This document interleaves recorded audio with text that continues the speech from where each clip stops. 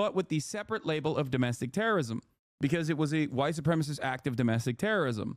The overarching goal here wasn't simply to commit a hate crime, even though that was obviously a major goal here, but every single act of white supremacist hate crime is, if your position across the board, is that like the system is good and it's just simply designed the way it is, and if people die in the process for profit healthcare, then they die, you know? It is what it is.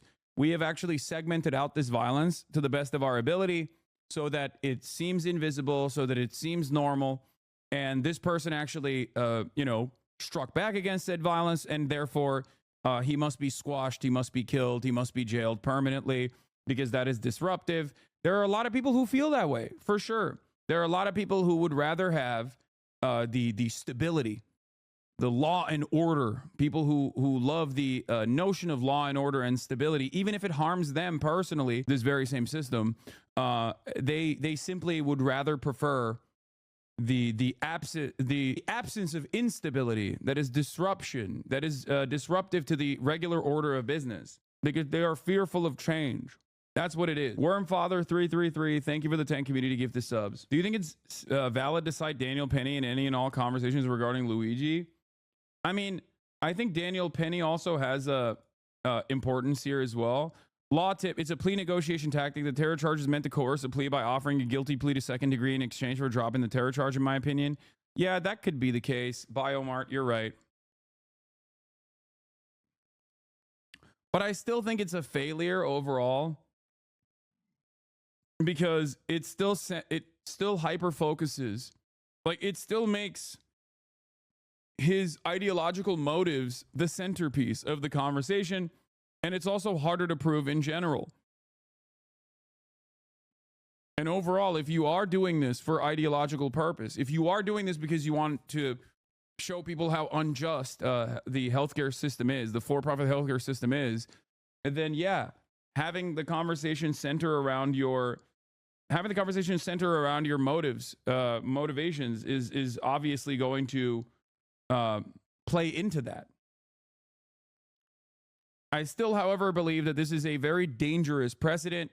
I think that you'll see a lot more terrorism charges slapped against, like, climate protesters, activists of the like people that are genuinely disruptive. It is much more difficult to slap terrorism charges, or it's much less frequent where terrorism charges are dished out to actual white supremacist domestic terrorists. And you will understand exactly what I'm saying. If you protest police, if you protest, the fossil fuel industry, if you protest any number of different things that make money in the United States of America, or at least is a mechanism of control, you will get slapped as, you will get branded as a terrorist. That is what the government truly fears. That's what the government fears more than the actual white supremacist domestic terrorists. Like, they, every now and then they do a little bit of violence, and the violence is actually really, I mean, it's horrifying, right?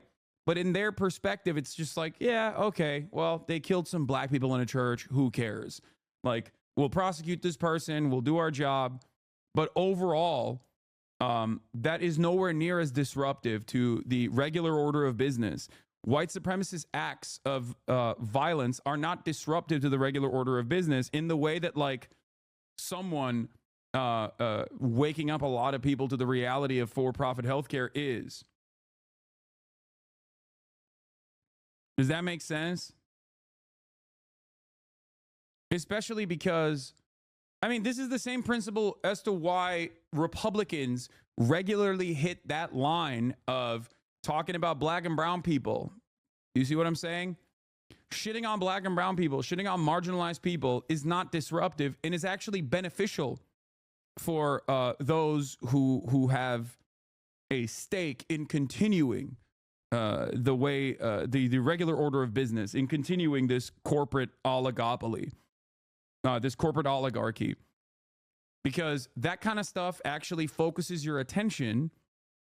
And when we all have a finite amount of attention to give to things, every single time you focus on, the race war that's happening in America, or how bad trans people are, you are no longer paying attention to who's actually taking your money, who's actually robbing you blind, who's actually controlling the mechanisms that we exist under. The real challenge for Luigi will be proving that evidence about the healthcare system is relevant to a judge, even given the terror charge and the government claiming that is his motive. There's a lot of discretion to the trial court, and it's unlikely he'd be able to bring any of that in. I just don't understand then how can they make the argument that it's terrorism without without diving into the shooter's background and motive. Biomart, our law tip, Andy in the chat. Do you know about ag gag? Same thing. Showing the animal agriculture industry is disruptive to business is treated as terrorism. Yeah, I do know about ag gag. Yes. Terrorism is intended to coerce a populace or government action through violence. Populace does not receive the same zealotry of defense from the legal system as government actions do. Yeah. Yeah, Dylan Roof was not. The Department of Justice charged Dylan Roof with murder in the commission of a hate crime, but not domestic terrorism. The Department of Justice charged Dylan Roof, the white 21-year-old man who allegedly gunned down 9 black churchgoers in Charleston, South Carolina on June 17th with murder, attempted murder, and use of a firearm, all in the commission of a hate crime. Attorney General Loretta Lynch announced the charges on Wednesday afternoon, but the DOJ did not charge Roof with domestic terrorism or include terrorism in the indictment. Some media outlets, lawyers, public figures, and activists have called for Roof to be charged, not just with a hate crime, an illegal act motivated in whole or in part by an offender's bias, but with the separate label of domestic terrorism, because it was a white supremacist act of domestic terrorism.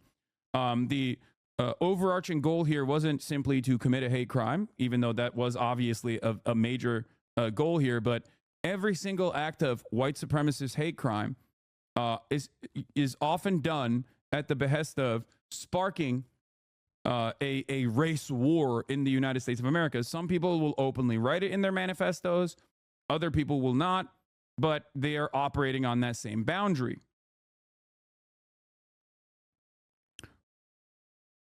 So hate crimes motivated in whole or in part by an offender's bias, but with a separate label of... Does that make sense? Tradition tomorrow morning, we will be there. The district attorney said that he has indications the defendant may waive that hearing, meaning waive the extradition, and at that point he would be brought to New York, but that if he continues to fight it, his office, the DA's office, is prepared to press forward, meaning that they just did it to have Hasan defending a terrorist. My friend, this is not the first, nor will it be the last time that I talk about someone who has been historically branded as a terrorist, you know, and was not actually a terrorist whatsoever, or was not a bad person whatsoever. You know, the argument I routinely bring up is obviously Nelson Mandela, which apparently people have no response to. And instead they've chosen to just be like, did you know that Nelson Mandela was on the terror watch list? Like they don't even respond to it anymore. They just like repeat what I'm saying, but in a sarcastic tone, in like a silly tone, in an effort to what, like deflect. It's very weird.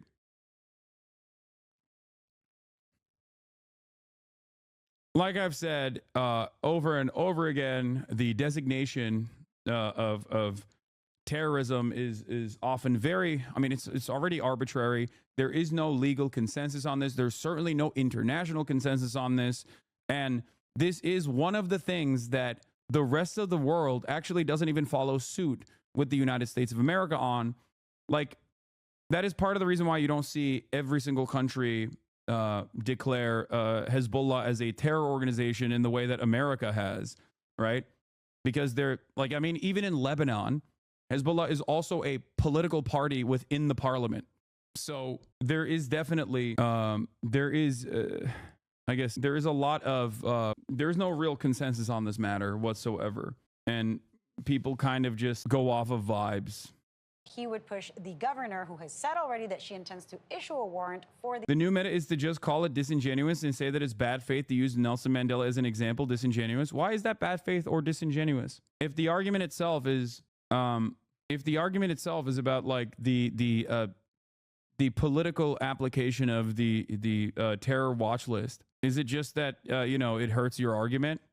So instead of trying to tackle the argument, you just say disingenuous. I don't think Chatter agrees. That's just the meta. No, I know. I just think it's funny that these guys have no counter argument to it. So they just kind of say it's disingenuous to try to like deflate it, I guess. The extradition, and that would eventually bring him here 30 to 45 days. We'll keep following it. Lilia, thank you very much. Appreciate it.